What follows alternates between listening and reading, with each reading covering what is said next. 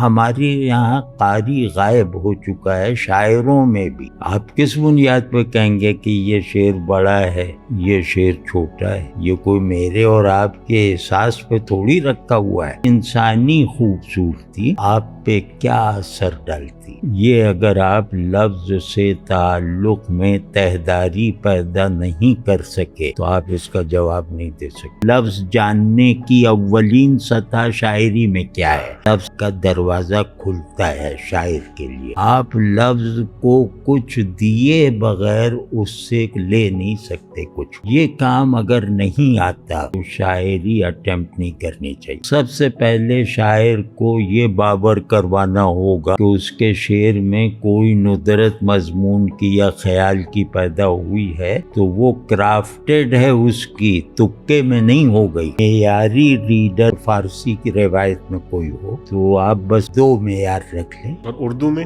جان تم پر نثار کرتا ہوں. یہ شعر غالب کو پڑھنے والے ہر شخص کو یاد ہوگا. معنی آفرینی کا شاہکار ہے یہ شعر، لیکن جتنی بڑائی اس میں چھپی ہوئی ہے اتنا بڑا کرافٹ دانستہ نہیں بنایا ہے. کئی نوجوانوں کا سوال یہ ہے کہ احمد جاوید کیسے بنا جائے؟ ارے لا حول. السلام علیکم جاوید صاحب. وعلیکم السلام. جاوید صاحب بہت شکریہ. ایک جسارت میں کرنا چاہ رہا ہوں آج کی گفتگو کے شروع میں. ارشاد.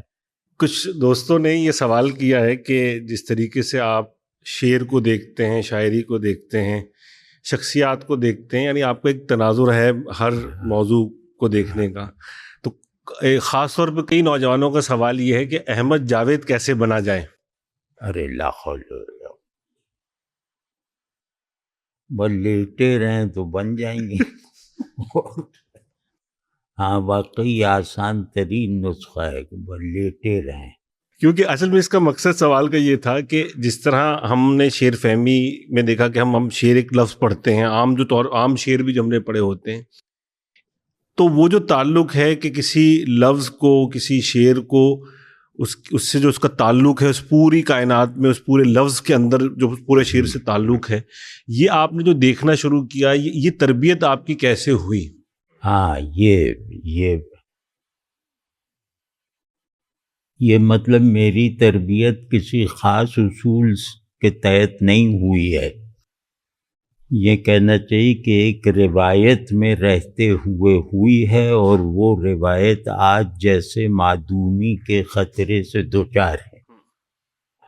تو میری ایج کے جتنے بھی لوگ ہوں گے جنہوں نے میری عمر میں لڑکپن سے شروع کیا ہوگا تو ان سب کو وہی ماحول ملا تھا جو مجھے ملا تھا.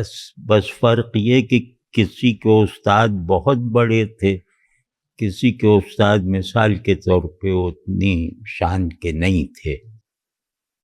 میرے ساتھ یہ ہوا کہ یہ ایک اتفاق ہے، مطلب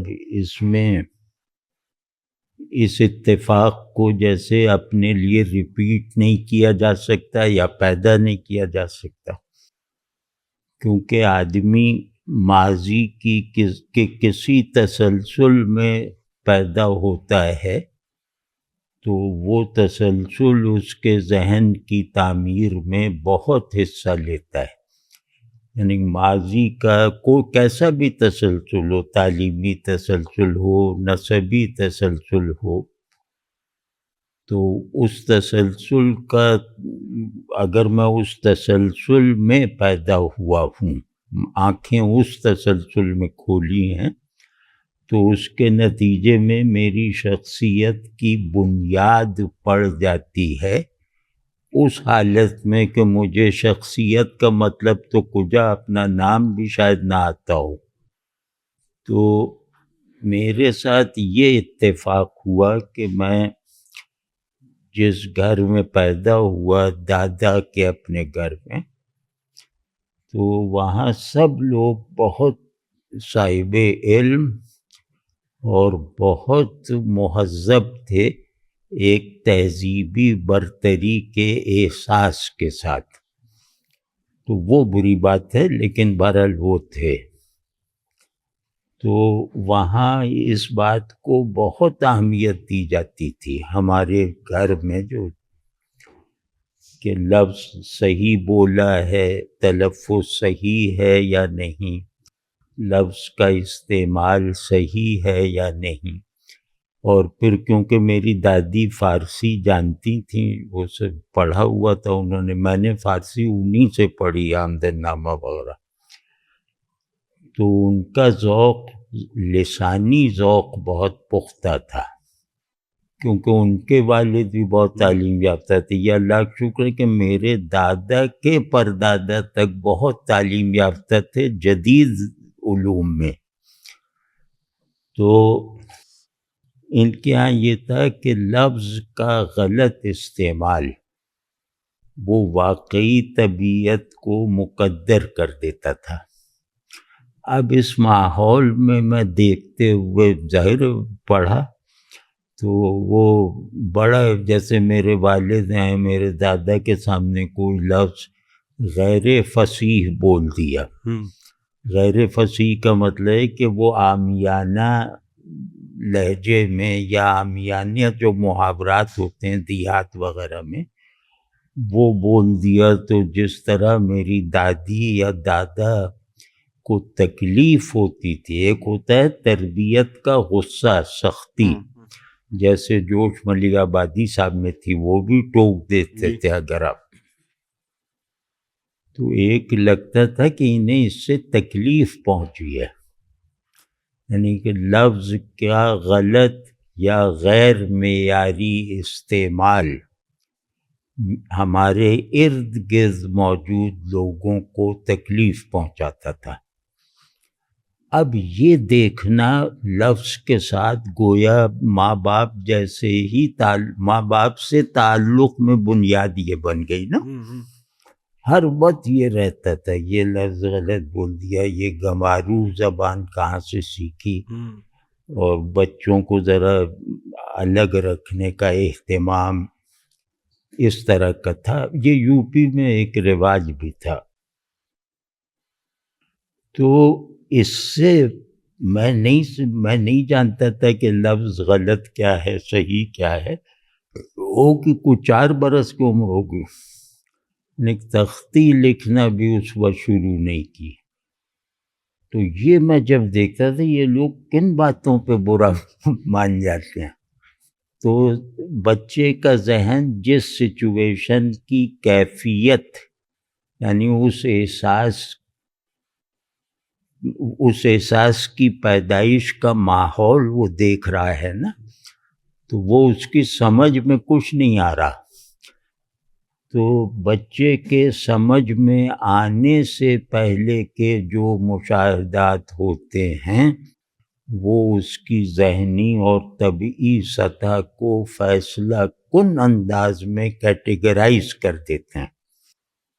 یعنی نہ سمجھا ہوا محسوس ہونا، تو وہ ذہن کی آگے کی تمام سرگرمیوں کی بنیاد بن جاتا ہے. طبیعت سے اٹھنے والی تمام خواہشات جیسے اس کا وہ سورس سا بن جاتا ہے. تو اس سے اللہ کا شکر ہے پھر جب بڑے ہوئے تختی لکھنا، دوسرا عمل تھا تختی لکھنا. وہ اب لوگ نہیں کرتے، لیکن بہت زیادہ بہت جیسے عبادت گزاری کے انداز میں تختی لکھی جاتی تھی، صاف کی جاتی تھی، وہ سیاہی اس کی بنائی جاتی تھی، وہ بنائی نہیں ملتی تھی، اس میں ایک کپڑے کی پوٹلی ڈالی جاتی تھی. پھر سرکنڈے کا قلم ہے اس کو ترشوانا. پہلے کا سارا کام ہمارے سے پورتا کہ تختی لکھ کر پھر اس کو وہ مٹی سے صاف کرتے تھے. تو اس کے بعد سیاہی بنانے کا کام یہ بڑوں کا تھا یا دکان میں ہوتا تھا گاؤں میں. تو وہ جو الف بے جو لکھنی شروع کی ہے نا، اور اس میں ایک ڈر رہتا تھا کہ وہ کیونکہ وہ تختی خراب لکھی ہو تو استاد بھی حقارت سے دیکھ رہا ہے، گھر والے بھی پریشان ہو رہے ہیں. واقعی پریشانی میں نے دیکھی ہے. جیسے آج بچہ اگر ایک قیمتی چیز توڑ دے تو والدین پہ جو تاثر ہوتا ہے نا چہرے پہ، وہ اس وقت ان چیزوں میں ہوتا تھا. مطلب ہمارے گھر میں یہ نہیں دیکھا جاتا تھا کہ اس نے کیا نقصان کر دیا، اس پہ نہیں رد عمل ہوتے، لیکن ان سب چیزوں پہ تھا. یا بڑوں کے سامنے بیٹھے کس طرح ہیں وغیرہ وغیرہ. وہ یہ عام ماحول تھا، اسی میں سے ایک ہم بھی تھے. تو تختی لکھنے سے میرے ذہن میں، جیسے بعد میں جو میں نے ایک علم کے بارے میں شدود حاصل کی، مجھے لگا کہ اسرار الحروف غیر ملفوظ انداز میں جیسے منتقل ہو رہے ہیں. یہ اب میں یہ کہنے کے لائق تو بعد میں ہوا، لیکن ان لفظوں کو سن کر آپ کے اندر جو کیفیت پیدا ہو، وہ کیفیت مجھے نصیب تھی اس دور میں. تو یعنی کہ لفظ بہت مقدس چیزیں. پھر یہ ہمارے اور ہمارے بڑوں کے درمیان تعلق میں خوشگواری اور ناخوشگواری کا سب سے بڑا سبب. تو اس میں احتیاط بھی ہے، اس میں محنت بھی ہے، اور آج کی طرح تھوڑا غلط کشش کھینچ دی تو اسے مٹانا ایک بہت بڑا کام ہوتا تھا. تو یہ سب جو محنت ایک انوالومنٹ کے ساتھ اور ایک سینس آف ادرنیس کے ساتھ، یہ تختی لکھنے سے کیفیات کی شکل میں مجھے میں وہ چیز آج بھی محسوس کر لیتا ہوں. مطلب لکھتے وقت کوئی چیز تو وہ جیسے تکرار ہوتی، احساسات اپنی قدیم صورتوں سے جڑے ہوئے نہ ہوں تو ان کی وقت کم ہو جاتی ہے. تو وہ اللہ کا شکر ہے اس طرح ہو گیا. پھر ہینڈ رائٹنگ بھی بچپن میں اچھا ہو گیا تختی لکھنے کی برکت سے. پھر یہ ہوتا تھا کہ جیسے وہ لکھا کہ رات ڈھل گئی، تو اس طرح کے جملے لکھنے پہ پھر تختی والے مرحلے سے آپ گزر جاتے تھے کہ رات ڈھل گئی. یا کوئی عام سا فقرہ کتاب کا ہوتا تھا، وہ سوچ کے تھوڑی لکھتے تھے. اب اس میں عجیب ایک وہ ہوتا تھا ہانٹنگ ایفیکٹ. رات ڈھل گئی. اب ہم کوشش کرتے تھے کہ جو رات ہم نے دیکھی نہیں ہے اس کو تصور میں لائیں. اب رات جیسے ہم تعمیر کر رہے ہیں ایک بچکانہ سے تجسس کے ساتھ، ذہن کی کسی بھی قوت کی بیداری کے بغیر، بالکل غیر ذہنی انداز میں. تو اس سے مجھے لگتا ہے کہ فائدہ اٹھانا چاہیے تھا. تھوڑا بہت شاید پہنچا ہو، لیکن اس میں معنویت یعنی سگنیفیکنس اور چیزوں کا تأثر مرتب ہونا کن کن جہتوں سے ہوتا ہے، اس کی تربیت ہو گئی. مثال طور جیسے آج بھی کسی سے بات کریں تو یہ قیمتی بات ہے. اگر میں ان نوجوانوں میں سے کسی سے کہوں کہ مفہوم کو محسوس ہونا چاہیے، مطلب ٹیکنیکل زبان میں، کہ جو تمہارے ذہن میں جو چیز جگہ بناتی جائے وہ تمہارے احساسات میں بھی ایک نئی گروتھ پیدا کرتی جائے. یعنی کہ ذہن میں ندرت والی بات آ جائے تو آپ کے احساسات میں بھی ایک نئی نیٹ ورکنگ سی پیدا ہو جائے، اور آپ کا ایک احساس ایک ہوتے ہوئے کئی پرتوں میں ہو. یہ جو ہے یہ بہت قیمتی بات ہے. تو اس میں ہوتا یہ کہ کیونکہ بچکانہ تجسس سے آدمی ایک تخلیقی اور تخیلی کردار ادا کر رہا ہوتا ہے جو اسے کسی کو بتانا نہیں ہوتا. ایک اسٹرکسٹ سینس آف پرائیویسی کے بغیر ذہن ترقی نہیں کرتا کہ مجھے کسی کو بتانا نہیں ہے اور اسے یاد بھی نہیں رکھنا. اب 5 برس کا بچہ یہ سوچ رہا ہے، جیسے اسے تھوڑی دکھانا ہے کہ تم دیکھیے میں نے یہ رات بنائی ہے، اور اسے ایسا یاد بھی نہیں رکھنا کیونکہ کل اسے کوئی اور رات بنانی ہے. تو وہ جو رات کا تصور جتنا واضح ہوتا تھا اتنا رات کے لفظ کی بڑائی اس لفظ کے مصداق یعنی واقعی رات سے بڑھتی رہتی تھی. یعنی ثابت ہو گیا نا کہ رات تو اس رات کا نام ہے جو سب جانتے ہیں، لیکن رات کے لفظ میں اس رات کے علاوہ بے شمار راتیں چھپی ہوئی ہیں. تو میں ان چھپی ہوئی راتوں کو اس رات سے مختلف انداز میں دیکھوں. وہ دکھانا مسئلہ نہیں ہوتا، مسئلہ ہوتا ہے کہ میں دیکھ لوں. تو یہ معنی کی بنیاد ہوتی ہے. یعنی تخیل کو تحریک دینے والے ابتدائی احساسات جو تجسس اور خواہش سے مل کے پیدا ہوتے ہیں بچوں میں، یعنی جن کو جو ذہن کا استعمال کرنے کے مکلف نہیں ہوتے یا انہیں ذہن کا استعمال کرنے کی ضرورت نہیں ہوتی، تو وہ جو اس طرح کی معنویتوں کو تخلیق کرتے رہتے ہیں اور بھولتے رہتے ہیں، وہ پھر آگے چل کے رات کے مطلب وہ اجنبی یا غیر موجود رات کو کاغذ پہ دکھا سکتے ہیں. اب اس میں جاوید صاحب ایک بات جو اگر ہم کہیں کہ ایک تو وہ پورا ماحول ہے، آپ نے اس کو بیان کیا جس میں یہ سب کچھ ہوا. اب اگر جیسے اب میں سوچوں کہ کیا میں بھی تختی لکھ کے یہی احساس پیدا کر سکتا ہوں؟ یہ ایک سچویشن ہوتی ہے. جس طرح آدمی اپنے انر کنڈیشنز کو پیدا نہیں کر سکتا، بدل تو سکتا ہے، پیدا نہیں کر سکتا. تو کچھ اتفاقات ہوتے ہیں. ماحول کا اثر بچپن میں ڈیسائسو ہوتا ہے کیونکہ باطن بھی سلیٹ کی طرح، ہر چیز سلیٹ کی طرح ہے، بلینک ہے. اب یہ ماحول ہے جو اس سادہ سلیٹ پہ کیسی کیسی تصویریں بناتا ہے، کیسی کیسی عبارتیں لکھتا ہے.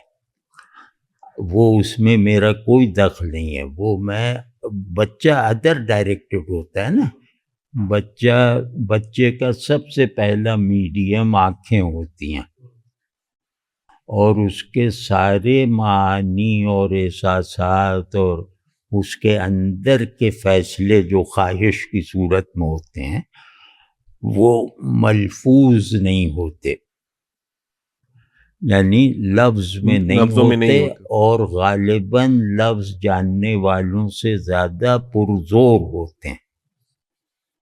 آپ سمجھیں نا. تو جس آدمی نے احساسات کا معنوی زور ایکسپیرینس کیا اپنے ماحول کی وجہ سے، جیسے میں نے عرض کیا، تو اس کا ذہن چیزوں کے نام رٹنے تک محدود نہیں رہے گا.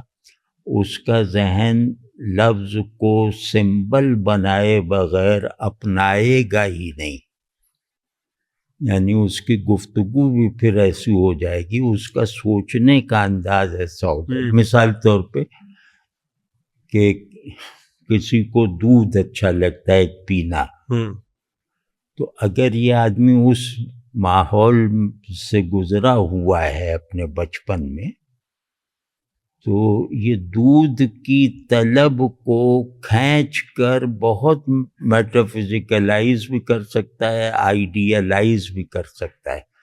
اور دودھ کی خواہش اس سے پیدا ہو رہی ہے تو اس خواہش کو وہ کوئی قابل فخر اور نہایت بامعنی طلب بنا لیتا ہے۔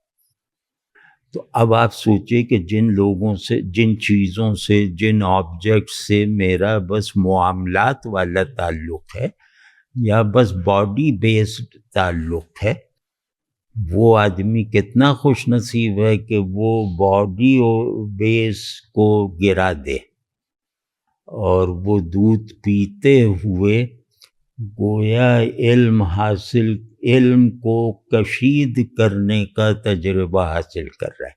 یہ جو خوابوں میں آپ دیکھتے نہیں کہ یہ دیکھو تو یہ اس کی علامت ہے، وہ دیکھو تو اس کی علامت ہے، تو دودھ کا تو حدیث شریف میں ہے کہ یہ علم کی علامت ہے۔ تو اب وہ فرض کیا اس نے حدیث شریف پڑھ لی ہے، اب اسے لفظ آتے ہیں، تو اب وہ جب بھی دودھ پیے گا اپنی خواہش سے، جو سب میں مشترک ہے، جو دودھ پینے کے شوقین ہیں سب کو ایک جیسا شوق ہے، یعنی سب کا شوق ایک چیز پہ، متعین چیز پہ پورا ہوتا ہے نا، اس میں یہ اور سب برابر ہیں۔ یہ اس لیے ممتاز ہے کہ یہ دودھ کو بھی ایک طرح سے وہ کوئی ایک لطافت دے دیتا ہے، ایک سبلائم اسکیل دے دیتا ہے، اور دودھ کے اصلی معنی کو وہ ثانوی کر کے اس کی اس علامتی جہت کو اس پر احسان کی طرح تھوپتا ہے۔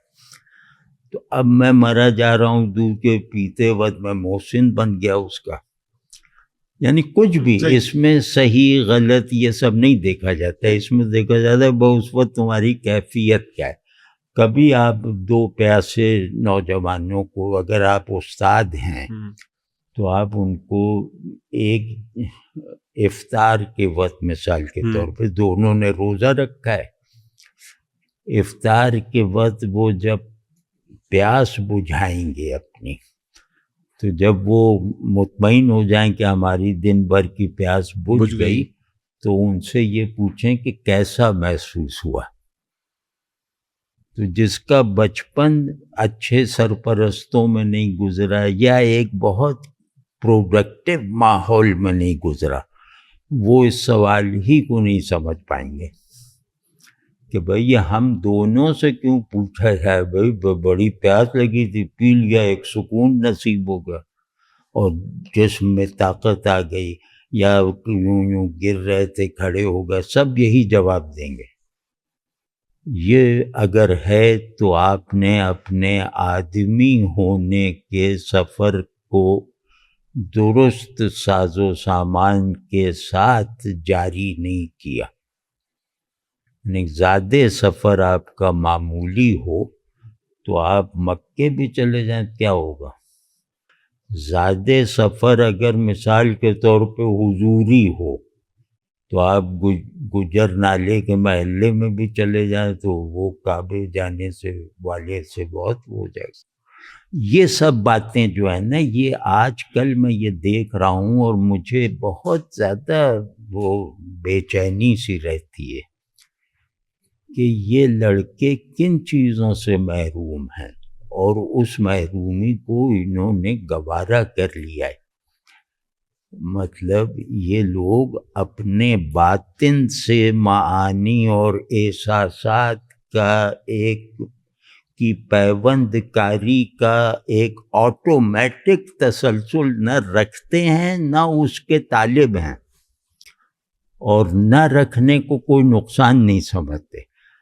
اب ہر چیز جیسے کہ صحیح غلط اور مفید اور مضر، بچہ جب وہ ایک معنی کی فضا میں رہنا شروع کرتا ہے اپنے ماحول کو دیکھتے ہوئے، تو وہاں صحیح غلط، مفید مضر، حق باطل یہ بائنریز ہوتی ہی نہیں ہیں۔ وہ تو اپنے باپ کو دیکھ رہا ہے کہ یہ گویا سینٹر آف بینگ ہے، تو وہ تو اللہ کا تصور بھی والد کی شکل میں کرتا ہے۔ میں تو کرتا تھا بچپن میں کہ اللہ میاں ایسے ہیں، تو وہ ہوتا تھا. تو اب میں ان کو اس اتھارٹی، یعنی بچپن میں جو اتھارٹی جس طرح کا خوف پہلے پیدا کرتی ہے، محبت اس سے رشتہ سمجھ کے پھر پیدا ہوتی ہے، سمجھ ہے نا. تو اب میں دیکھ رہا ہوں کہ وہ صاحب مجھ سے ناراض ہو رہے ہیں، مجھ سے نہیں، اپنے بھائی سے یا میرے بڑے بہن بھائی سے ناراض ہو رہے ہیں کہ ارے یہ کیا بول دیا عجز. تو یہ انہیں تکلیف ہو رہی ہے اور تکلیف محسوس کر کے غصہ آیا ہے، اور بہت ڈانٹنے کے اندر. مطلب یہ ڈانٹ میں اپنے والد سے اس بات پہ نہیں سن رہا کہ کپڑے گندے کر آئے وہاں سے یا وہ پلیٹ توڑ دی، اس پہ نہیں سن رہا. اس ڈانٹ وہ بھی سنی لیکن وہ اس سے شدت میں بہت کم تھی، اور وہ ان کی تکلیف سے خالی تھی، انہیں اس پہ تکلیف نہیں ہوتی تھی. اب ایک پورا مائنڈ سیٹ بن جائے گا نا جو طبیعت کو ہمیشہ اس طرح کے تخلیقی ذہن کے تابع رکھے گا، طبیعت میں احساس جبر پیدا ہونے کا ہر امکان ختم کر کے. یہ کتنی بڑی بات ہے. اور یہ اللہ کا شکر ہے کہ جس ماحول میں ہم نے آنکھیں کھولی وہاں یہ چیز جیسے بس آپ کے اندر منتقل ہو جاتی تھی، جسے سمجھنے کا کام یا جس کے فوائد کا ادراک کرنے کا کام ساری عمر جاری رہے گا.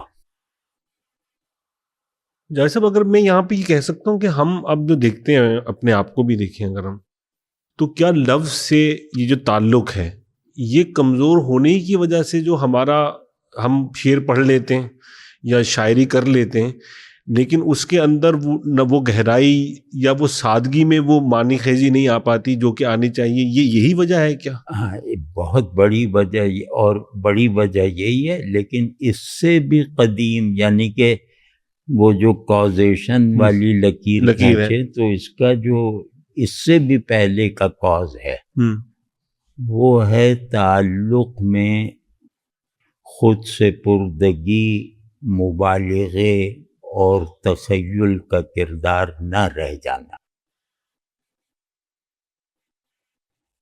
یہ بات یہ مطلب جیسے مثال طور پہ مجھ سے آپ پوچھیں کہ تم اپنی مرحوم والدہ کو کیسے دے، میں تو 13 برس کا تھا جب وہ فوت ہوئے، تو میں روز ان کے لیے نئے ایڈجیکٹو آرڈرز محسوس کرتا ہوں.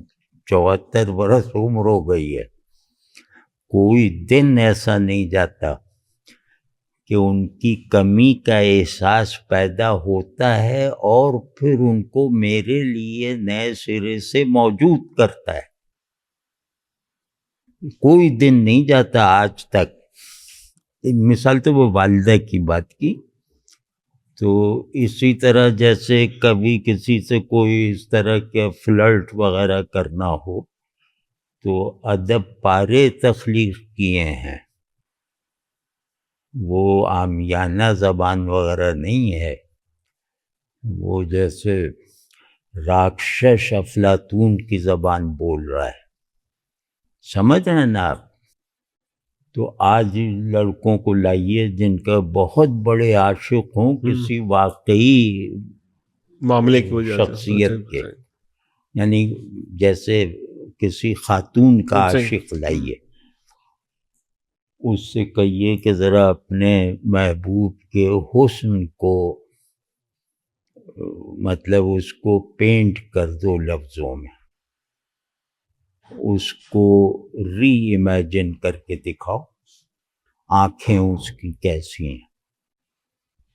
کسی کی سمجھ ہی نہیں آئے گا کہ یہ کیا بات ہوئی، کیسی ہیں. بھئی ہمیں اچھی لگتی، زیادہ ہی کہہ دیں گے ہمیں اچھی لگتی، یا بہت ان کا مشاہدہ وسیع ہوا تو وہ کہہ دیں گے کہ صوفیہ لارین جیسی ہیں، نہیں کوئی تشبیہ دے دیں گے اور وہ یہی سب ہوگی. آپ سمجھے، یہ ان لوگوں کو اندازہ نہیں کہ کتنے بڑے بحران میں انہوں نے خود کو مبتلا کر رکھا ہے۔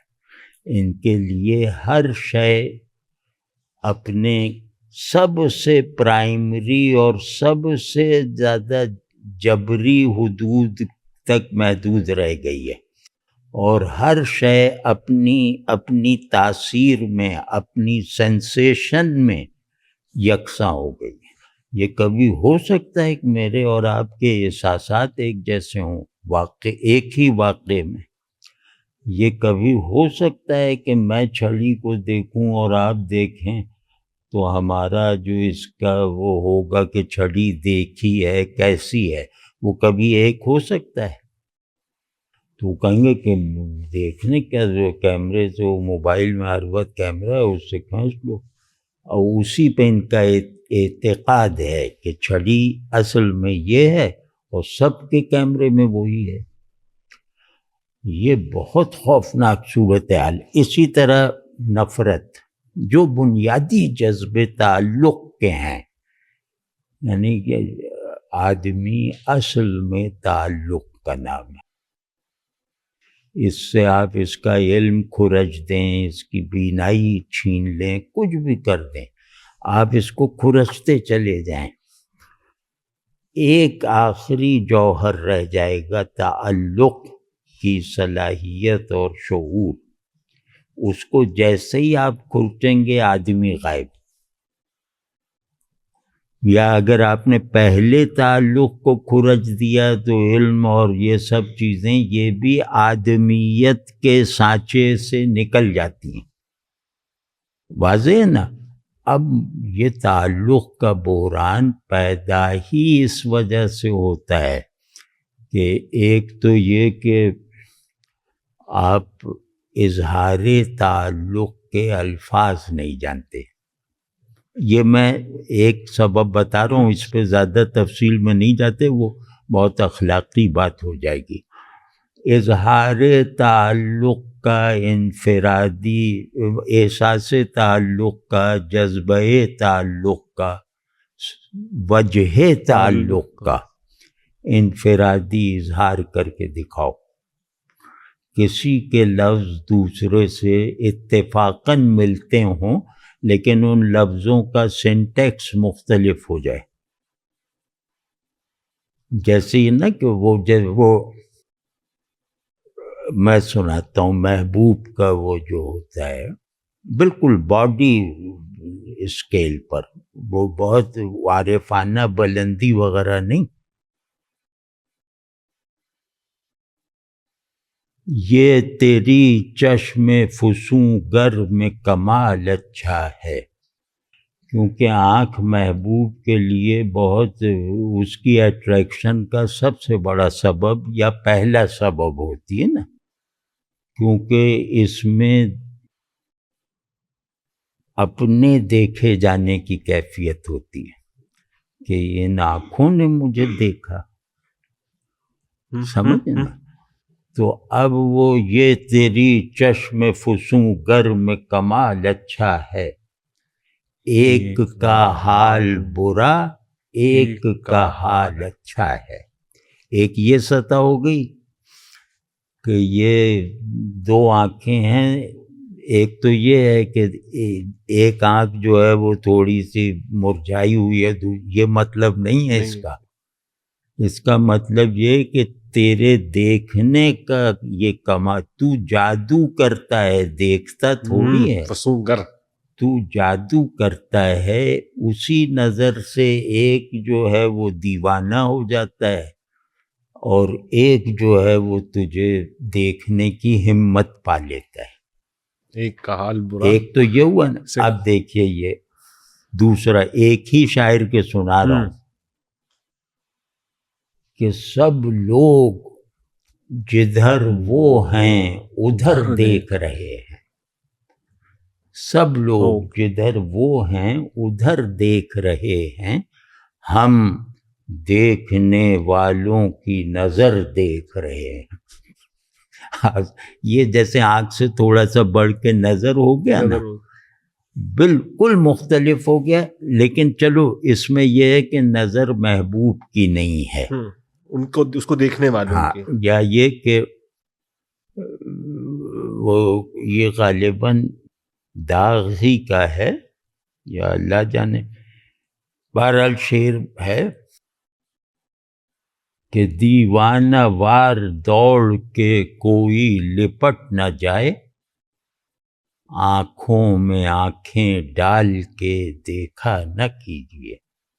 اب ان دونوں سطح میں فرق ہو گیا نا کہ یہاں معنی غالب ہے، یہاں کشش نے معنی میں ترقی کروا دی، یہاں کشش نے صرف جذبہ یا کوئی چیز پیدا کی، یہ معنی نہیں بن پایا کہ دیوانہ وار دوڑ کے کوئی لپٹ نہ جائے. ٹھیک ہے نا. اب اس میں کیا ہوگا کہ یہ شعر جو ہے یہ میں اپنے دادا کو سنا سکتا ہوں، یہ شعر نہیں سنا سکتا. اس کو اچھا سمجھوں گا اپنے لیے، لیکن اپنے دادا کو نہیں سناؤں دیوانہ وار دوڑ کے کوئی. آپ سمجھ ہیں نا. تو اب اس میں اگر آپ لفظ سے ایک ضروری سبجیکٹو نسبت نہیں رکھتے، وہ میں کسی وقت بتاؤں گا کہ لفظ و ذہن اور شخصیت میں کیا تعلق. لیکن یہ کہ لفظ سے ایک ضروری بالکل کمپلسری نسبت نہیں رکھتے، تو آپ یہ سب چیزیں سمجھ ہی نہیں پائیں گے. وہ کہہ دیں گے ہاں بھائی وہ ہپناٹزم جانتا ہے، اس کو کہہ رہے ہیں کیا تم دیکھو گے تو دوڑ کے لپٹ جائے گا. اور آج کسے تجربہ ہے اس سچویشن کا؟ نہ وہ آنکھیں ہیں کہ جو مطلب دونوں کی آنکھیں ایک جیسی ہیں عاشق اور محبوب کی، تو وہ اس کو کوئی پرواہ نہیں، مجھے کیا پڑی آنکھوں کا قصیدہ لکھوں اور یہ کروں، کیونکہ محبوب مجھے اسی نامکمل اور ادنا ترین اظہار کی سطح پر میری منزل بن چکا ہے. بھائی خوبصورتی انسانی ہوتی ہے نا، بہت سے وہ تو سب محسوس کر لیتے ہیں. تو خوبصورتی، انسانی خوبصورتی آپ پہ کیا اثر ڈالتی ہے،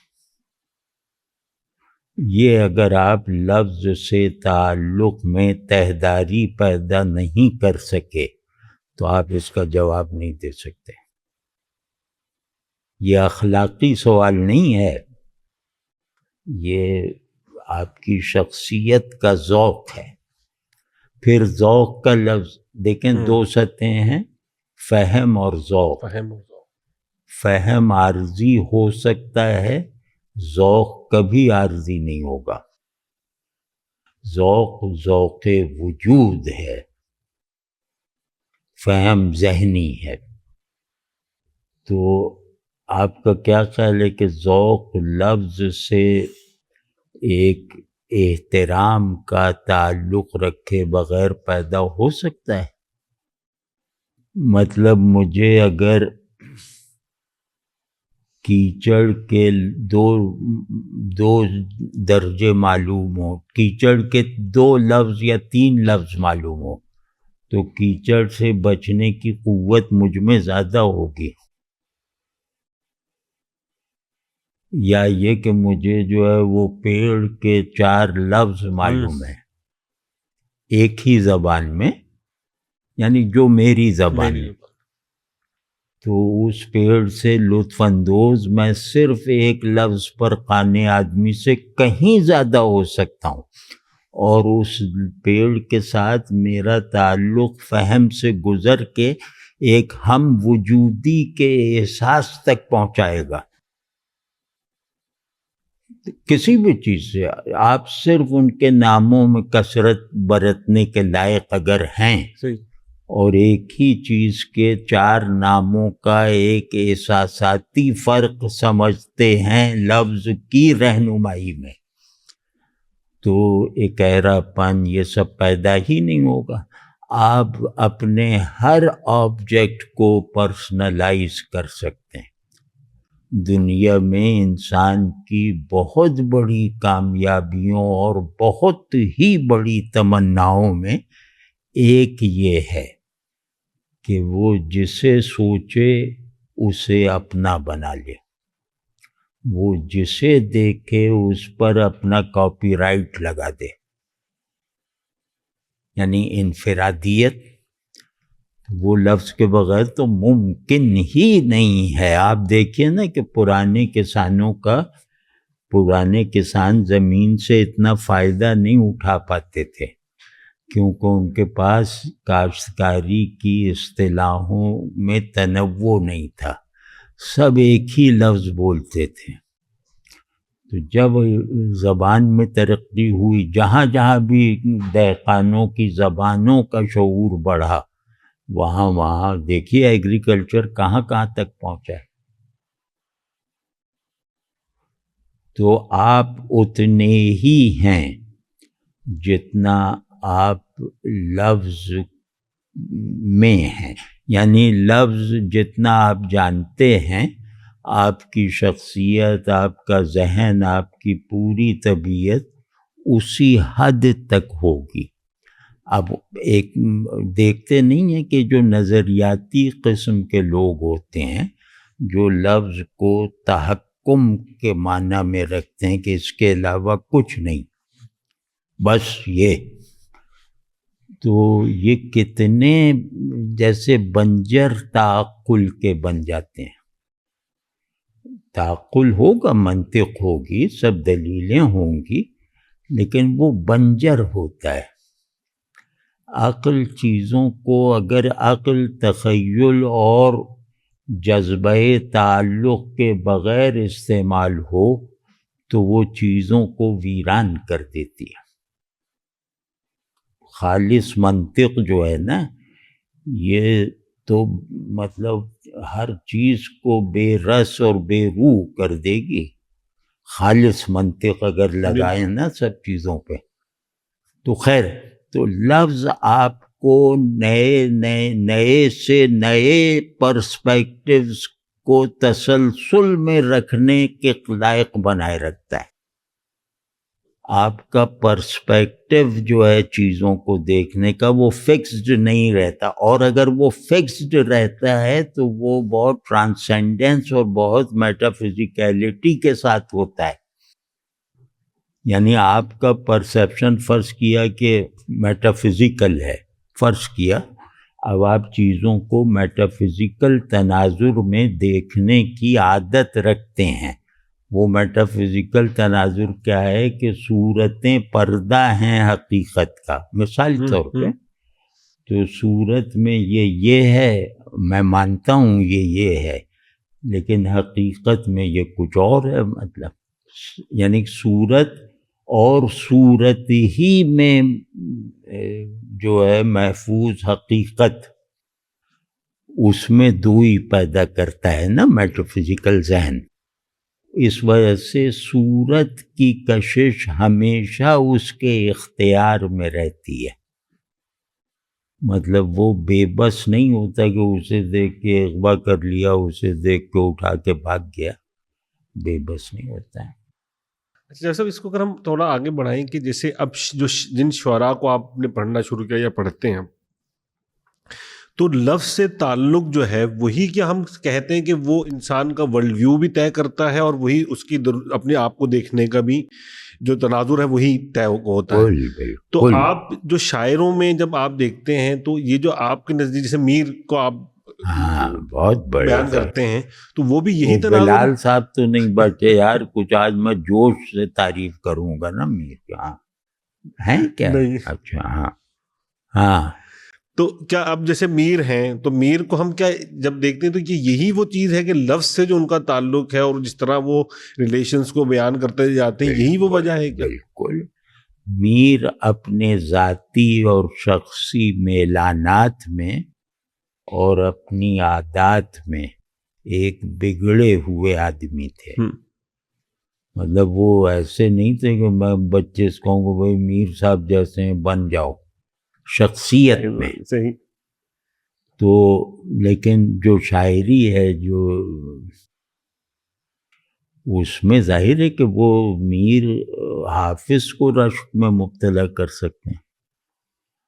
تو وہ جو ہے نا وہ چیز میں مثال دیتا ہوں کہ لفظ جاننے کی اولین سطح شاعری میں کیا ہے تاکہ ذرا سا محدود ہو جائے نا.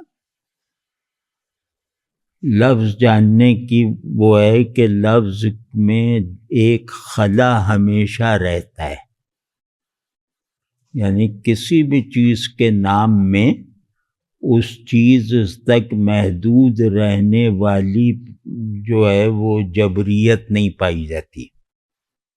تو ہر لفظ جتنا بھرا ہے، جتنا زیادہ بھرا ہے اتنا ہی اسی کے حساب سے خالی ہے. اب یہ لفظ سے کا دروازہ کھلتا ہے شاعر کے لیے.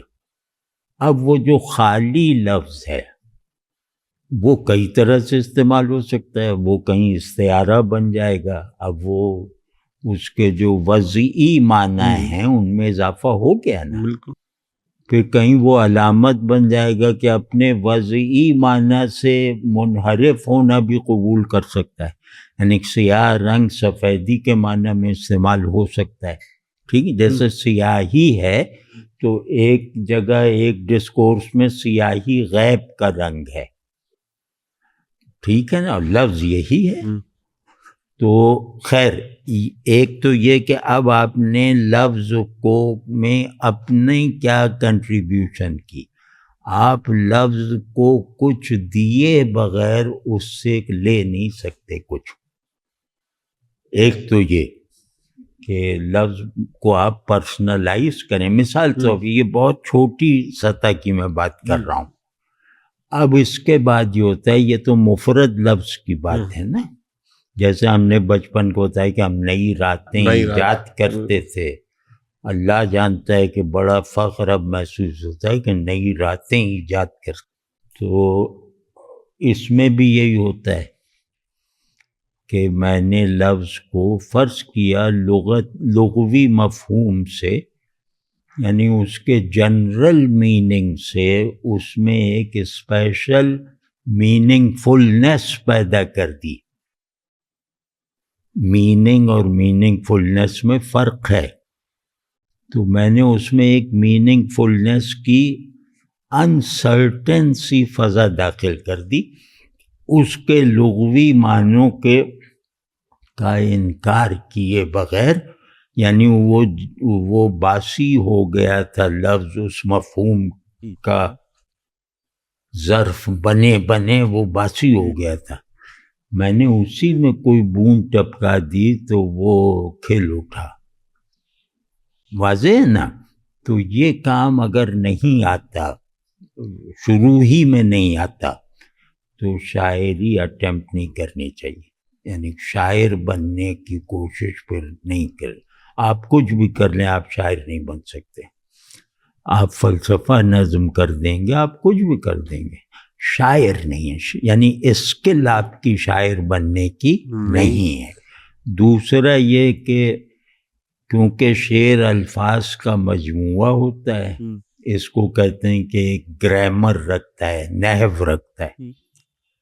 تو لفظوں کے درمیان چھپی اور مخفی نئی نسبتیں پیدا کرنا یہ متوسط طبقے کی بات ہے. یعنی اب آپ نے پرائمری اسکول پاس کر لیا کہ آپ کوئی چیز ایڈ کر دیتے ہیں، یعنی لفظ کی فرسودگی کو تازگی میں ڈال دیتے ہیں. وہ بھلے سے دل کا لفظ ہو، عام کوئی بھی استعمال ہونے والا دل، تو وہ اس کی مثالیں بہت سی ہیں. اب آپ جب پرائمری سے پاس ہو گئے تو اب سیکنڈری اسکول میں آپ کی یہ کوالیفیکیشن اگر ہوئی تو آپ سیکنڈری پاس کریں گے. ٹھیک ہے کہ آپ لفظوں کی باہمی نسبتوں میں ڈھکا چھپا اور اعلانیہ نیا پن پیدا کر کے دکھائیں. یعنی دو لفظوں نے جیسے دو ورجن لفظوں کا پہلی مرتبہ نکاح کر کے دکھائیں. لفظوں کی ورجینٹی کو ان کی کثرت استعمال پہ غالب کر کے انہیں پہلی مرتبہ اپنے معنی کو مرکب بنانے کے لیے، ایک معنی کا حصہ بننے کے لیے دوسرے لفظ سے ایک نئی نسبت پیدا کرنی پڑی۔ اب اس کی میں مثالیں بہت سی دے سکتا ہوں، جیسے لفظ اور اس کی رعایتیں اور نسبتیں، یہ فن ہے۔ وہ جو پہلا والا ہے وہ استعداد ہے کہ وہ ہے یا نہیں، بس وہیں پہ فیصلہ کر لیں اب آپ آگے بڑھیں گے نہ بڑھیں۔ اب آپ میں وہ استعداد ہے تو اب آپ کو محنت کی ضرورت ہے، تربیت کی ضرورت ہے، کیونکہ لفظ سے تعلق آپ کو کسی بھی مرحلہ معنی پہ رکنے نہیں دے گا، کیونکہ اب آپ کا لفظ سے تعلق حافظے یا فنکشنل پریکٹیکل ذہن کے ساتھ نہیں ہے، اب لفظ سے آپ کا تعلق پیشن اور تخیل کے ساتھ ہے، ٹھیک ہے نا؟ تو وہ کرنا ہے آپ کو، اس کا یہ ہے کہ پہلے لفظوں میں نسبتیں پیدا کریں گے تو وہ ایکسپریس ہوگا نا، وہ چاہے مضمون کی حیثیت سے کچھ بھی نہ ہو، لیکن اس فن کو جاننے والا اس پہ اش کر اٹھے گا۔ اب میں اس کی مثال ایک دیتا ہوں۔ میر کا ایک شعر ہے کہ بوسہ اس بت کا لے کے منہ موڑا، اب بالکل عجیب، بالکل نچلے درجے کے جگہ کارخاندار کا بھی تجربہ ہو سکتا ہے۔ بوسہ اس بت کا لے کے منہ موڑا، بھاری پتھر تھا چوم کر چھوڑا۔ اب اس میں اتنی رعایتیں ہیں، بوسہ وہاں پہ دوسری سچویشن میں، یہاں چومنا سچویشن بدل گئی، وہاں اختیار تھا یہاں بے اختیاری ہے، اور پھر بت اور پتھر اور بت اور بھاری۔ اب یہ سب رعایتیں کوئی آدمی تکے میں نہیں پیدا کر سکتا، تو سب سے پہلے شاعر کو یہ باور کروانا ہوگا کہ اس کے شعر میں کوئی ندرت مضمون کی یا خیال کی پیدا ہوئی ہے تو وہ کرافٹڈ ہے، اس کی تکے میں نہیں ہو گئی، سمجھ ہے نا؟ تو اگر کوئی شاعری اور ہم غزل کی، قصیدے کی شاعری اگر اس شرط پہ پوری نہیں اترے گی، آدمی خود کو احساس جذبات پہ قابو پا کے اب بہت آبجیکٹیولی ایک سرجن کی طرح دیکھتا ہے شعر، جو صاحب ذوق قاری ہے نا، وہ شعر کے مضمون میں کوئی وہ ہو واہ کہنے والی بات تو اسے روک لیتا ہے، پہلے یہ دیکھتا ہے کہ یہ شعر فن کے اعتبار سے کیسا ہے، یعنی الفاظ کی باہمی نسبتوں اور ان نسبتوں سے پیدا ہونے والی نئی دلالتوں کا نظام یہ جانتا ہے یا نہیں جانتا، تو اس میں تو بڑے بڑے فیل ہو جاتے ہیں۔ آپ پرانے شاعر چھوٹے ہوں بڑے ہوں ان کو دیکھیے تو آپ کو یہ شکایت نہیں ہوگی کہ یہ اناڑی ہیں۔ شاعر کے لیے دو کمزوریاں ہم سمجھتے ہیں نا، ایک تو یہ کہ وہ آورد ہے، آمد نہیں ہے، مطلب بالکل بس ورسیفائر ہے، نیرا کرافٹ ہی ہے۔ ہاں، ایک ہے کہ وہ جو ہے وہ کہ میں ہاں ایک تو وہ ہے، اور دوسرے ہے کہ وہ اناڑی ہے، ایک ہے کہ تصنع ہے، وہ کاریگر ہے صرف، اور دوسرا یہ ہے کہ یہ کاریگر بھی نہیں ہے، یہ اناڑی ہے۔ اناڑی آدمی اگر بہت زور و شور سے حضرت اسماعیل کے واقعے کا بھی جذباتی تذکرہ کرے گا نا تو اس پہ ہنسی آتی ہے، یعنی کہ مثال طور پہ میرے لیے جیسے میرے جذبات، احساسات، تخیلات اگر کہیں اپنی انتہائی بلندی پر پہنچ کر مجھے محسوس ہوتے ہیں تو وہ حضرت اسماعیل والا واقعہ ہے. تو اگر میں حضرت اس کے اظہار کے لیے لفظوں پر قدرت نہیں رکھتا، شاعرانہ، اب یہ شاعری کی بات ہے، تو میں اسے نقل کر دوں گا، سب باتیں صحیح ہوں گی، وزن میں ہوں گی، لیکن فن نہیں ہوگا. مطلب اس پہ ثواب ملے گا، باذوق کی داد نہیں ملے گی. سمجھ ہیں نا؟ ہاں. تو بہت ساری، جیسے مثال طور پہ کوئی شعر آپ میر کے سنا دیجئے، کوئی شعر غالب کا سنا دیجئے، کوئی شعر کسی کلاسیکی شاعر کا سنا دیے، مطلب یہ نہ ہو لوگ سمجھیں کہ میں نے کچھ شعر نکال کے میں آپ کو بلکہ ایک اتفاق ہے، ہمارے ایک دوست ہیں عبداللہ مراش، دہلی میں ہوتے ہیں، آپ کو ان کا کلام بھی دکھایا تھا. اچھا ہاں. تو انہوں نے کل ایک شعر بھیجا میر کا، میں نے تو خیر وہ میر کے تو اکثر شعروں کے بارے میں میں تو یہ کہہ سکتا ہوں کہ میں نے پہلی مرتبہ پڑھے. تو وہ شعر کچھ یوں ہے جاوید صاحب کہ کس کو دماغ شعر و سخن ذوف میں کہ میر. کیا؟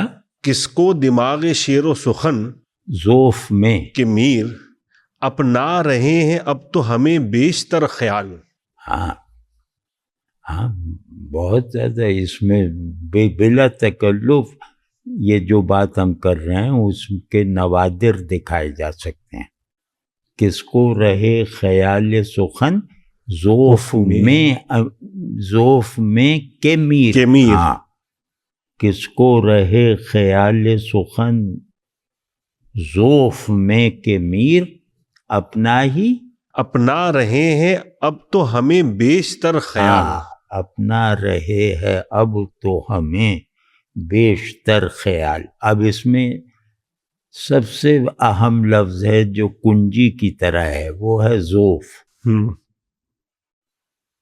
کہ یہ ذوف کیا کمزوری ہے، جسمانی ذوف ہے، یا یہ مایوسی کی قبیل کا ذوف ہے جو فراق کے مسلط ہو جانے پر پیدا ہو جاتا ہے. یعنی اس ذوف نے میری تمناؤں میں بھی سستی پیدا کر دی ہے، میری طلب میں کو بھی جیسے کند کر دیا ہے، ٹھنڈا کر رہا ہے. اب یہ دیکھیں کہ یہ ذوف یعنی عشق میں فراق کی زندگی گزارنے والا جسے یقین ہے کہ آخری دم تک وصال نہیں ہونا، اب وہ جو اس کے تمام جو اعصاب اور تمام قوتیں جو خواہش وصل سے پیدا ہوتی ہیں وہ پیدا ہو ہی نہیں سکتی. تو اب وہ ہے اور ذوف ہے. یعنی اب ذوف اس کے لیے جیسے عنوان، اس کے لیے کیفیت وجود ہے کہ اس کے نمو پانے کا جو اصول ہے وہ اس کے لیے محال ہو چکا ہے. یہ ہے ذوف. ذوف میر بہت اچھی تھا، ان سے اچھا ذوف فارسی میں بھی کسی نے نہیں باندھا. کہ خیر وہ ذوف میں دوسرے سناؤں گا. اب اس میں دیکھیں کہ خیال سخن، یہ خیال سخن ہے یا دماغ سخن؟ دماغ ہے نا. ہاں یہ ہاں دماغ سخن ہے. کس کو دماغ شعر و سخن، ہاں کس کو دماغ شعر و سخن کا ذوف میں کہ میر. کس کو دماغ شعر و سخن. یہ دماغ قدرت کو کہتے ہیں، یہ تحمل کو کہتے ہیں، یہ توجہ کرنے کو کہتے ہیں کہ کون اس جھگڑے میں پڑے، کون اس مشقت میں پڑے اور اپنی مجبوری کو شعر و سخن پر غالب کر دیا ہے. یعنی کہ میں کیونکہ ذوف میں ہوں اور میں اس کا دماغ نہیں رکھتا، اس کا مطلب کہ شعر و سخن میری اس مجبوری کی وجہ سے یتیم ہو گیا ہے. صحیح. یہ جیسے خداوند سخن کا کلام ہے کہ میرا ذوف یہ نہ سمجھو میرا ذوف ہے اور میری عیادت کرنے نہ آؤ، کیونکہ یہ ذوف بیماری نہیں ہے، یہ ذوف ایک نئی طرح کا وہ تحقق وجود ہے. جذبہ وجود الگ ہوتا ہے، وہ الگ ہوتا ہے. خیر، تو اب میں تو بالکل جیسے اب اپنے اس کے خیال کا بھی راستہ بند ہو چکا ہے جس کے لیے میں قوی تھا. اب تو بس اب خیال رکھنے کی عادت ہے، تو اب اپنا ہی خیال رہتا ہے، تو یہ ذوف ہے. اپنا خیال رہنا یہ ذوف ہے، اور جسے اپنا ہی خیال رہتا ہو وہ اپنی شخصیت سے اوپر اٹھ ہی نہیں سکتا کہ وہ شعر و سخن تخلیق کرے. تو یہ بہت اور خیال اور دماغ میں رعایت ہے، رعایتیں بھی بہت ہیں. پھر بیشتر اور ذوف میں ایک طرح کا تضاد ہے. بیشتر. ہاں، اور اپنا خیال جو ہے وہ ذوف کی ایک پہلو سے نفی بھی ہے کہ اگر میں اپنا خیال رہتا ہے مجھے، تو ظاہر ہے کہ میں ہوش میں ہوں اور میرا ذوف عام طرح کی معذوری پہ قیاس نہ کیا جائے. یہ سب چیزیں ہیں. اس کا مطلب بھی بڑا خوبصورت ہے. کیسا چمن اسیری میں کس کو ادھر خیال. کیسا چمن اسیری میں کس کو ادھر خیال، پرواز خواب ہو گئی ہے بالوں پر خیال. ہاں، بہت. میر کا کوئی بھی شعر کم از کم کسی ایک سنت اور رعایت ضرور رکھتا ہے، کوئی ایک. اچھا جان صاحب، اس میں کچھ سوالات تو یہ بھی تھے، لیکن ایک چیز جو یہاں میں ابسرچ کرنا چاہ رہا تھا، جو بہت ہم سمجھتے ہیں کہ اب جیسے آپ نے لفظوں کا بیان کیا کہ خیال کا لفظ ہے، ذوق کا لفظ ہے، ذوف کا لفظ ہے. ایون آپ نے ایک جو ڈسکشن ہوئی تھی اس میں کہا تھا کہ سلیقے کا جو لفظ ہے وہ میر کا بہت خاص لفظ ہے. اب جب ہم ان لفظوں کو آج اپنی جو لفظوں کے ساتھ ہماری انڈرسٹینڈنگیں پڑھتے ہیں، تو پھر تو ہم ایسا لگتا ہے کہ اس معنی تک تو پہنچ ہی نہیں سکتے جس سطح پہ ان شعراء نے اس کو بیان کیا تھا یا باندھا تھا. ہم سادہ علم الالفاظ بھی نہیں رکھتے کہ ان کی جو ابتدائی مراد جو تخلیقی حسن جو اس میں ہے اسے سمجھ سکیں. میں اس سلسلے میں تقریباً مایوس ہوں. مطلب وہ بہت ہمارا اس پہلو سے تنزل ہوا کیونکہ ہم نے لفظوں کی ناقدری کی ہے. ہم نے اللہ کے لفظ کی بھی قیمت وصول کی ہے. ہر لفظ کی ایک مارکیٹ ویلیو ہے، تو جس لفظ میں اس طرح کے مفاد ہمارے سنجیدگی سے، ظاہر ایسے مفاد میں تو ہم سب بہت سچے اور مخلص ہیں، ہمارے اخلاص میں تو کوئی شبہ ہی نہیں کر سکتا دنیا سے ہماری محبت، تو سب اس کی لپیٹ میں آ گیا. لفظ جو ہے نا وہ آپ کو جن چیزوں پہ گھٹیا لوگ مرتے ہیں، لفظ آپ کو ان چیزوں سے اوپر اٹھا دیتا ہے. جہاں گھٹیا آدمی مرتا ہے وہاں آپ جیتے ہیں، اور جہاں آپ جیتے ہیں وہاں سے گھٹیا آدمی آنکھیں بند کر کے گزرتا ہے کہ نظر نہ پڑ جائے، یہاں تو پیسے دینے پڑیں گے. تو ایک عجیب طرح کی ولگیرٹی، فتنہ، ہمارے استاد سلیم احمد کہتے تھے کہ اب فتنہ الفاظ کا زمانہ ہے. فتنہ الفاظ. ہاں، اور لفظ اپنے گیون مفہوم سے زیادہ مکمل ہوتا ہے، نام مسمى سے زیادہ موجود اور کامل ہوتا ہے. یہ بات آج میں جیسے بے تکلفی سے نہیں کہہ سکتا اس یقین کے ساتھ کہ بس یہ ایک جملہ کہہ دیا سب سمجھ گئے. اب آپ سوچیے کہ جہاں اس طرح کا سادہ سا ایک اصولی فقرہ نہ کہا جا سکے، یہ بالکل متفقہ فیصلہ ہے. یعنی آپ نے تو اس کو ایک ابتدائی تعریف کے طور پہ سنا ہوگا کہ بھائی اسم مسمى سے زیادہ ہوتا ہے.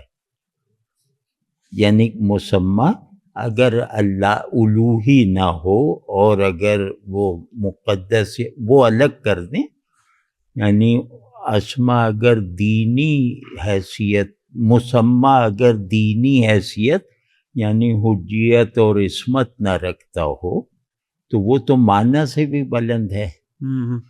تو وہ تو مسمى اسم سے بڑا ہے. لیکن ہم آپ یہ دنیا، اس کے تمام آبجیکٹس، اس کے خیالی تصویریں، سب کچھ ملا لیں تو لفظ اپنے مصداق سے بڑا ہے. ہر لفظ کا مطلب اس کا پڑاؤ ہے، اس کی منزل نہیں ہے. تو جو آدمی ہر لفظ کے موجودہ مفہوم کو پڑاؤ ماننے کا عادی ہو، وہی شاعری کر سکتا ہے، وہی فلسفہ دانی رکھے گا، وہی مطلب ذہن کی ذرا زیادہ انٹلیکچول سرگرمیوں میں انہماک پیدا کرے گا. تھینک لیسنس اور وہ جو ہے گھاٹے کا سودا، یہ جو نہیں کرتا وہ تو کسی قابل ہی نہیں رہتا. لفظ آپ کو گھاٹے کا سودا کرنا سکھاتے ہیں اور اس گھاٹے کو اپنا مقصود بنانا سکھاتے ہیں اس کے حاصل کے مقابلے میں. پیڑ کا لفظ اگر میرے لیے زندہ ہے تو ہر پیڑ کو میں چھوڑتا جاؤں گا، رد کرتا جاؤں گا. یہ کیا پیڑ ہے، یہ کیا پیڑ ہے، اور پتہ چلے کہ یار یہاں تو وہ پیڑ ہی نہیں ہے. تم نے پیڑ کو کے لفظ میں اتنا جھانک کے دیکھا ہے کہ وہ اس کا مصداق اس دنیا میں کہیں نہیں ہے. یہ اب بڑا شاعر ہے، یہ اب علامت بناتا ہے لفظوں. اب ایک شعر میں سناتا ہوں میر کا، جو آج کے ذوق کے مطابق لوگ اسے دوسری بار سننے کی فرمائش نہیں کریں گے، مطلب بہت کڑھپ سا شعر ہے. دیکھیے کیا کہہ رہے ہیں.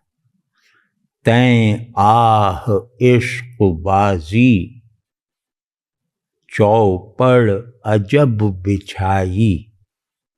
اب کتنے عجیب عجیب آوازیں ہیں نا اس میں.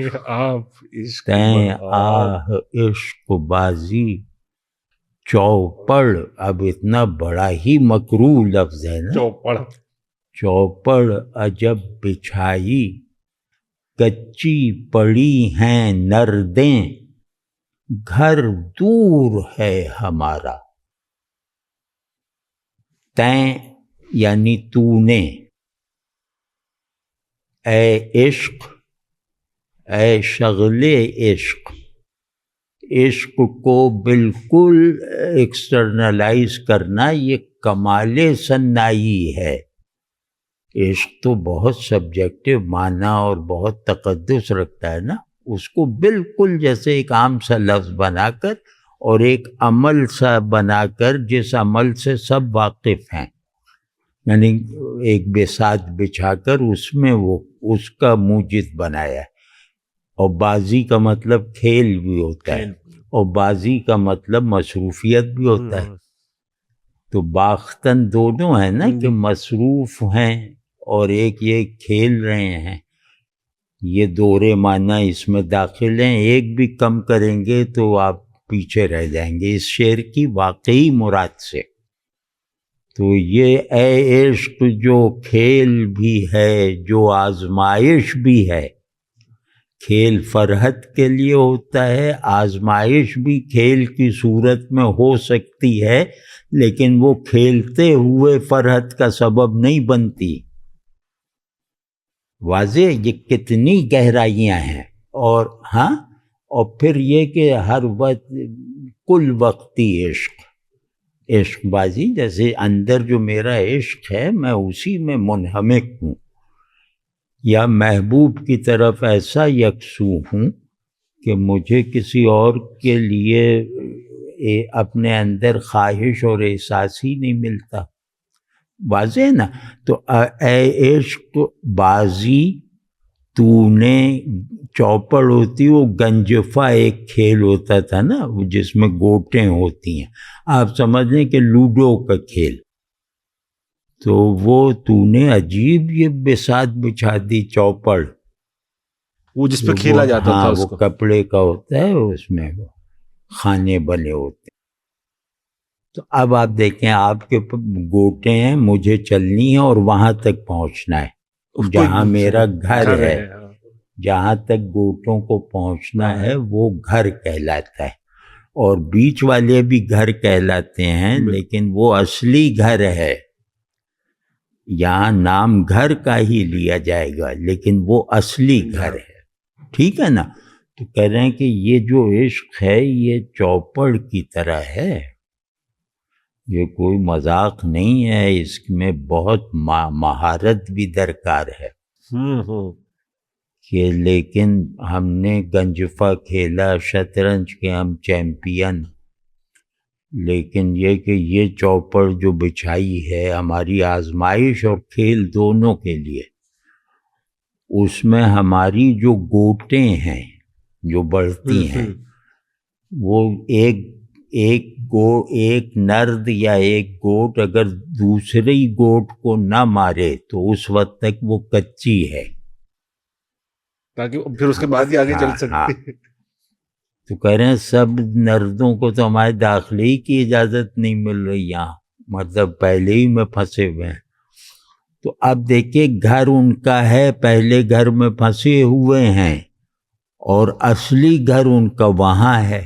تو کہہ رہے ہیں کہ پہلے گھر میں ہی رہنے کی عادت سے ہم کچی گوٹوں کی طرح رہ گئے ہیں، اور ان کچی گوٹوں کی صورت میں ہم اس گھر تک کیسے پہنچیں گے جو پیمائش سے بھی زیادہ لمبا ہے. گھر دور ہے ہمارا. اب اس کو جو پڑھیں نا تو اس میں اس کی لفظ، اب اس میں کمال صنعت یہ ہے کہ ایک کریہ صوتی وہ اکھاڑ پچھاڑ لے اور یہ سب لفظ لا کر اس میں مبہوت کر دینے والی قادر الکلامی دکھاتی.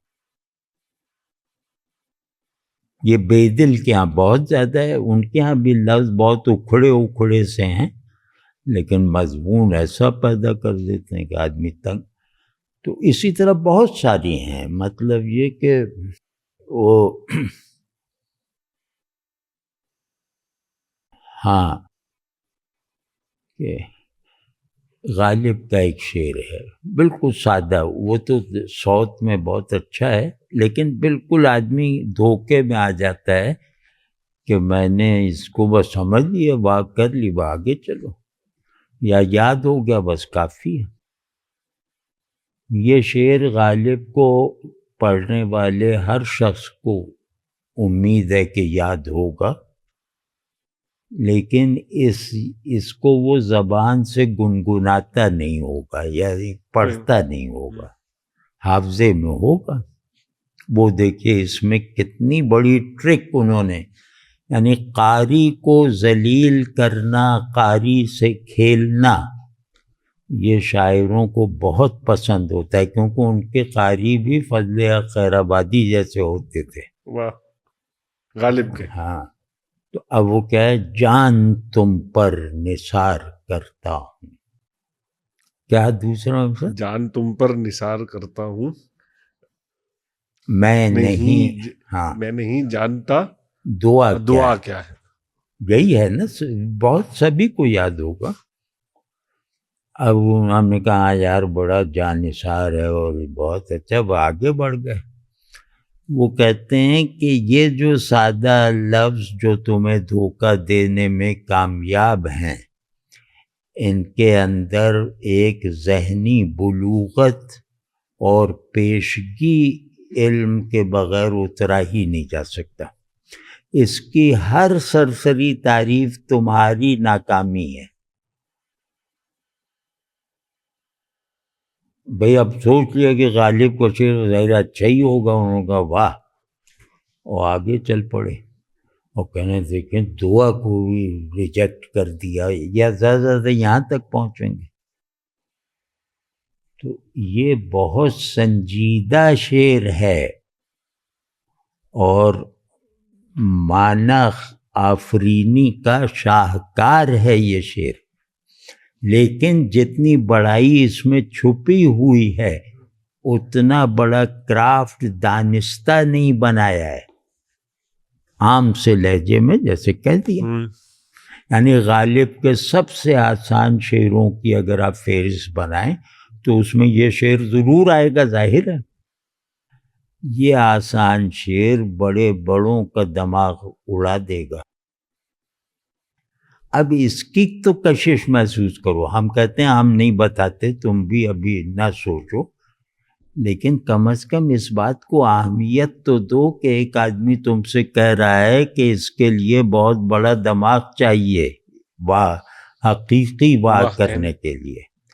تو اس بات پہ توجہ تو دو کہ اس کے لیے دماغ کس پہلو سے چاہیے. تو بہت مطلب ہمارے یہاں قاری غائب ہو چکا ہے شاعروں میں بھی. یہ شاعر بھی صرف مصنف ہیں، قاری واری بننے کی اہلیت نہیں ہے زیادہ تر، بس اڑائے جا رہے ہیں جو چاہے. جیسے اس شعر کی تھوڑی اگر وضاحت ہو جاتی. نہیں اب یہ کیا وہ بلال صاحب آئیں گے تو ان سے کروائیے گا اور میرے سامنے ذرا کروائیے. تو وہ لیکن یہ شعر میں یہ تو مذاق کی بات ہے، لیکن ذمہ داری سے کہہ رہا ہوں کہ اس شعر کا جو ایک معنوی جوہر ہوتا ہے نا، وہ زیادہ تر مخفی ہوتا ہے بڑے شاعروں کے ہاں. صحیح. بڑے شاعر بہت زیادہ دھوکہ دے کر ذلیل کرتے ہیں. یہ اس کی دل ناداں تجھے ہوا کیا. میں نے 2-3 شاعروں سے، نوجوان شاعروں نے پوچھا کہ یہ کیا شعر ہوا، دل ناداں تجھے ہوا، آخر اس درد کی دوا کیا ہے. کہنا ہاں ویسے تو سادہ سا ہے. میں نے کہا یار کوئی تو اس نے رکھا ہوگا، غالب ہے وہ کوئی اختر اکبر آبادی تھوڑی ہے. تو وہ کچھ مطلب مجھے 3 نوجوان شاعروں میں کسی نے بھی اس کا وہ مطلب ہی نہیں بتایا جو بالکل واضح ہے ایک کلاسیکی شاعری کے ریڈر کے لیے. تو یہ مہارت نہیں ہے کہ بالکل عام مضمون چھپا لیا اس، اور آپ کو جیسے ہی کھلے گا آپ سمجھو ارے میں تو بالکل ہی عجیب چوک گیا. آپ کو لگے گا کہ اس طرف میری توجہ نہیں گئی. توجہ جائے گی تو ہر شخص پکڑ لے گا. یہ ایک اور ٹرک ہے، اس کو سیل ممتنع بھی کہتے ہیں، اور اس کو معنی میں اخفا کو داخل کرنے کا راستہ نکالنا بھی کہتے ہیں، یا معنی کو پزل بنانا بھی کہتے ہیں. تو اس طرح دکھائیے اتنے سادہ لفظوں میں ایک پزل پیدا کریں. اور اس میں شرح کی طرف لپکنا بھی کام نہیں آئے گا. اس میں اگر کوئی شرح کی طرف لپکے، میں جا کے دیکھوں شرح میں، شرح میں تو ہوگا بتایا ہوگا، لیکن زیادہ تر غالب شناس جو غالب پرست قارئین ہیں وہ زیادہ تر نہیں سمجھے کہ دل ناداں تجھے، اب دل ناداں بھی کہہ رہے ہیں اور اس سے پوچھ رہے ہیں کہ درد کی دوا کیا ہے. اب یہاں سے آپ اتریے کہ یہ عجیب پیراڈاکس پیدا کر دیا کہ وہ دل ناداں ہے، نادانی اسے پتہ ہی نہیں ہے کہ میرے کیا مرض ہے، تو اس سے آپ دوا پوچھ رہے ہیں.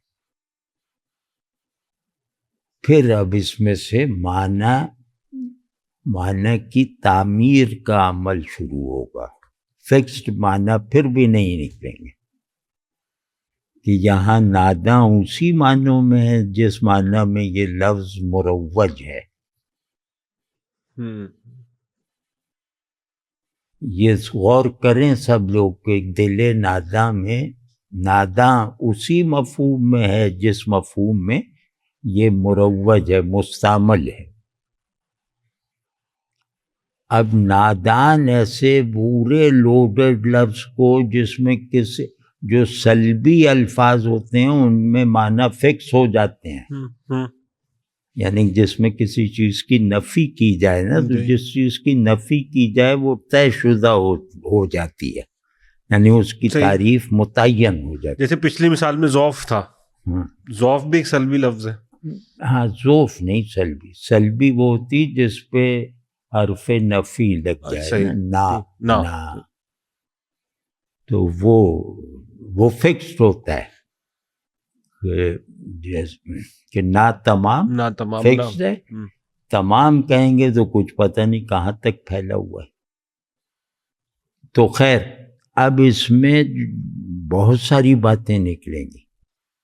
پھر یہ درد کیا ہے جو دل کو لاحق ہے؟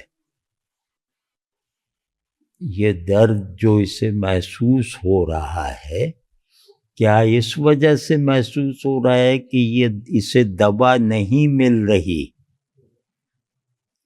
بس یہیں سے سارا قاری پن بھول جائیں گے؟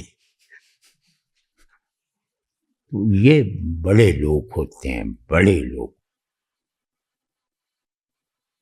کو غرض مختصر بات یہ ہے کہ اس میں جو لفظوں میں نئی دلالتیں، نئی نسبتیں اور نئی رعایتیں اپنے اختیار سے نہیں پیدا کر سکتا، وہ فن نہیں جانے گا.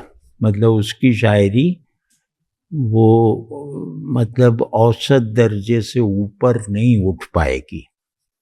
اس کے بغیر شعر کہا جا سکتا ہے، اچھا شعر کہا جا سکتا ہے، فن پر مہارت رکھے بغیر، لیکن یہ محض فن نہیں ہے، یہ لفظ سے پیدا ہونے والا ذوق معنی ہے جو لفظوں میں نسبتیں پیدا، یہ عروض جیسا فن نہیں ہے. ہاں یہ وہ فطری ہوتا ہے ان لوگوں کے لیے جن میں شعر گوئی کی استعداد ذرا زیادہ ہو. تو یہ اب اس معیار پہ جو مطلب اب ہم جدید شاعری کو پرکھیں گے نا، کلاسیک کہتے ہی اسے ہیں کہ شاعری کلاسیکل شاعری کا کچھ حصہ متروک ہو سکتا ہے، اس کے رموز و علائم، اس کے مین کیریکٹرز، ان کیریکٹرز کی جمالیاتی تشکیل وغیرہ یہ اپنے زمانے کے مطابق ہوتی ہے، تو وہ پرانی ہو سکتی ہے، وہ اب نہیں باندھی جائیں گی. لیکن کلاسیک یعنی معیار، بنیادی معیار شعر کی وقت اور بے وقتی طے کرنے کا، وہ تو نہیں چھوڑا جائے گا. آپ کس بنیاد پہ کہیں گے کہ یہ شعر بڑا ہے، یہ شعر چھوٹا ہے؟ یہ کوئی میرے اور آپ کے احساس پہ تھوڑی رکھا ہوا ہے. آپ کو فردوسی سمجھ ہی نہیں آ رہا تو آپ کہہ رہے ہیں یار سر میں درد ہوگا، کچھ تاریخ چلی جا رہی. مطلب شاہ نامہ اسلام سے آپ نے تربیت حاصل کی ہے، اب ادھر وہ تربیت لے کے آپ شاہ نامہ فردوسی کیا یار عجیب بات ہے. ایک منظر چلا جا رہا ہے، فوجیں لڑے چلی جا رہی ہیں، اور تاریخ جیسے نسیم حجازی کو وہ کر دیا ہے، تو وہ کہے کہ چھوڑ دیں گے. اسی وجہ سے شاہ نامہ جس نے بھی پڑھا ہے وہ معیاری قاری بننے میں کامیاب ہے.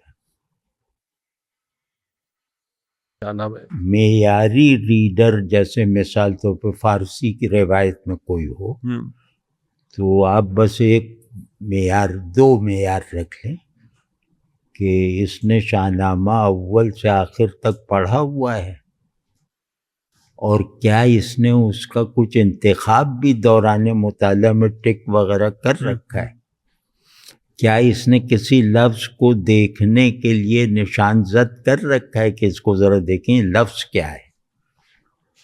تو اس کا مطلب ہے کہ وہ کوالیفائڈ ریڈر ہے یا بے دل کو پورا پڑھ لے. اور اردو میں؟ اردو میں جیسے غالب ہیں، جیسے میر ہیں، میر کو پورا پڑھ کر انتخاب بنا لینے والا یہ کوالیفائڈ ریڈر ہے، اور میر کے انتخاب پڑھ پڑھ کے ان پہ چاند ماری کرنے والا وہ شاعری کا قاری ہے ہی نہیں.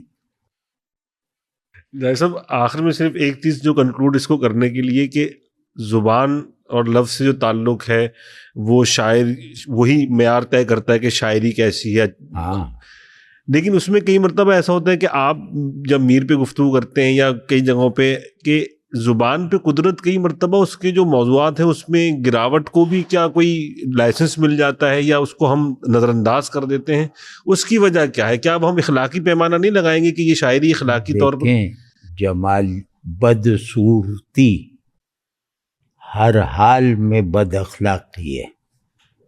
بس اس بات کو سمجھنا چاہیے نا، محسوس کرنا چاہیے. اخلاق کا معیار پورا کر دینے والی فارم یا ایسنس وہ قبح سے پاک ہوتی ہے، یعنی بدصورتی سے پاک ہوتی. ہر خیر خوبصورتی کا بیانڈ فارم ظہور ہوتا ہے. اخلاق میرے جمال کے تصور میں ایک بلندی پیدا کر دیتے ہیں. اب مثال طور پہ میں جیسے ایک خاص پرسپیکٹو میں ہوں نا، میں اللہ کو ماننے والا ہوں اور اللہ کو ماننے میں سنجیدہ ہوں، اور جتنا اپنے احساسات پر قادر ہوں تو اتنا ہی میرے بہترین احساسات اللہ سے تعلق میں ترقی کرنے کے لیے سرگرم رہتے ہیں. بس یہ اللہ کو ماننا ہے، وہ سنجیدگی سے ماننا ہے، اس کے بغیر ماننے کا کوئی مطلب نہیں ہے، یعنی اللہ کو ماننا. تو اب فرض کیا اس کنڈیشننگ کے ساتھ آپ آئے اور اب آپ شعر پڑھ لیں تو یہ ہو ہی نہیں سکتا کہ آپ غیب کو شہود پر غالب کر کے یہ نہ دکھا دیں کہ غیب زیادہ جمیل ہے خوبصورت شہود کے مقابلے میں. یعنی شہود خوبصورتی کی ظاہر ہو سکنے والی انتہا پر رہتے ہوئے جمال غیب سے مغلوب ہے. اب کوئی کہو تو وہ کہتے ہیں یار وہ اجازت دیجئے اب چلتے ہیں. مطلب یہیں مدرسوں میں کروا لیجئے یہ گفتگو، صوفیوں میں کروا لیجئے. کہیں یار یہ بڑی یہ پیچیدہ بات ہے کہ تمہیں تعلق محسوس ہوئے بغیر تعلق ہوتا ہی نہیں ہے. آپ کے پردادا بھی آپ کے لیے غیب ہی میں ہے نا، نہ دیکھا نہ کچھ کیا، تو ان کی یاد آتی ہے تو کچھ ارتعاش ہوتا ہے یا نہیں ہوتا، اپنا پانی کچھ بھی جو بھی آپ کی ہے. تو سب کے لیے آپ کے اندر ممتاز احساسات موجود ہیں ہمارے نظام میں الگ الگ، کہ یہ احساس ان کی یاد سے یہ جاگے گا، ان سے یہ جاگے گا. اللہ کو کیا، اللہ کے ساتھ کیا کون سے احساسات ہیں؟ ہمارے مجذوب بھی جھوٹے احساسات کو بڑکا کے کہتے ہیں کہ ہم احساسات والے ہیں. تو وہ رومانوی طبیعت رکھتے ہیں، تو وہ رومان اور اللہ کا کیا تعلق؟ تو خیر میں اس کو مثال دے رہا ہوں کہ لفظ شناسی کا منتہا یہ ہے کہ آپ اس مسمہ کو پا لیں جو اپنے اسم سے بڑا ہے. وہ اللہ کے سوا اور اللہ کے منتخب لوگوں کے سوا کوئی ہے ہی. اب آپ اس ریئلائزیشن میں، یہ ایبسلیوٹ ریئلائزیشن ہے اور باؤنڈری ہے، اب آپ اپنے ذوق جمال کو ادھر صرف کرنا چاہ رہے ہیں، تو وہ اخلاقی تائید کے بغیر ہو سکے گا؟ بھائی لیلا کے لیے مجنوں کا عشق مثالی ہے، مطلب ہم لوگ تو سوچ بھی نہیں سکتے، مثال کے طور پہ. لیکن یہ کہ کوئی آدمی اللہ کے لیے ہو عاشق، تو ہمیں کبھی یہ طلب ہوتی ہے، یہ خواہش ہوتی ہے یا کوئی مجنوں اللہ کے حوالے سے بھی نظر آ جائے نا، یا ہم ہی بن جائیں. مجنوں کوئی پاگل تھوڑی تھا، وہ تو اس کو لقب دیا تھا، وہ ہر وقت اس دھن میں لگا رہا. وہ عربی کا بہت بڑا شاعر ہے قیس عامری، اور بہت بڑے قبیلے کا فرد ہے، اشرافیہ میں سے تھا. تو وہ لیلا پہ عاشق ہو گیا. لیلا کالی اور موٹی تھی. مجنوں بہت وجیح تھا اپنے قبائلی اس میں، اور شاعر تھا جو اس زمانے میں سب سے بڑا ہونے کے لیے لازماً درکار تھا عربوں میں. تو وہ دیکھے وہ لیلا کے ناقے کے پیچھے دوڑتا رہتا تھا اور کہیں فاصلہ کم نہیں ہونے دیتا تھا. اس عشق کو آج سمجھ سکتے ہیں؟ تو یہی اللہ سے تعلق میں تیاری کروا سکتا ہے کہ ہم اللہ ہی کے پیچھے پیچھے ہیں، فاصلہ برقرار رکھتے ہوئے،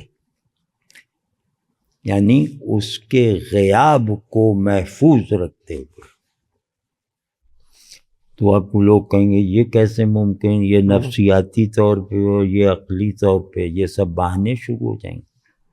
اور کیا بلکہ مذہبی لوگوں نے یہ بہانہ نکالا ہے کہ ظاہر ہے اب آپ اللہ کا پیغام مجھ تک پہنچا رہے ہیں، تو چلو میرا دل تو چاہے گا کہ اللہ سے محبت میں مغلوب ہونا بھی میں آپ کو دیکھ کے سیکھوں.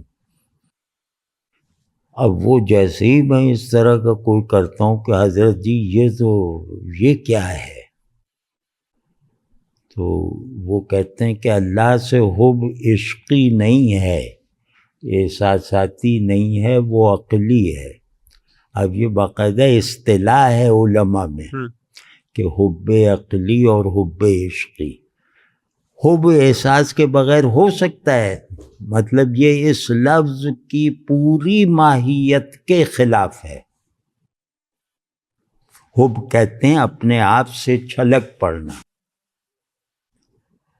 تو وہ چکر چلاتے جاتے ہیں، اپنا دفاع کرتے جاتے ہیں، اور ہم لوگ بے وقوفوں کی طرح سر ہلاتے جاتے ہیں. تو شاعری میں بھی یہ ہے کہ آپ اگر اس شعر سے کوئی پرسنل معنویت نہیں اخذ کر پا رہے، بڑا شعر ہو، متفقہ طور پہ بڑا ہو، لیکن اگر آپ اس سے کوئی ندرت رکھنے والی پرسنل معنویت نہیں نکال پا رہے، تو آپ اچھے قاری نہیں ہیں، آپ اس شعر کے قدردان نہیں ہیں. قدردانی قبضے پہ مجبور کرتی ہے.